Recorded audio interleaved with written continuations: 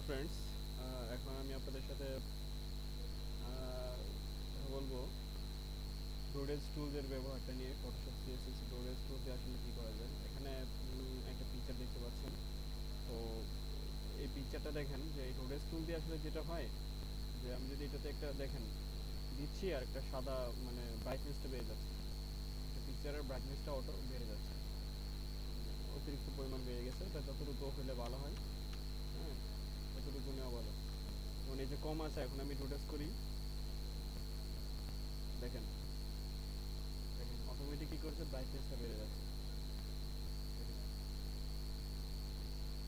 Rotate টুল দিয়ে সাধারণত এটা করা হয় যে মানে কম অনুপাতে ব্রাইটনেসটা কমানো, কিংবা যদি অনেক মানে পিকচারটা ডার্ক থাকে তাহলে রোটেট টুলের মাধ্যমে সেটাকে একটু লাইট করা। ঠিক আছে, সবাইকে ধন্যবাদ।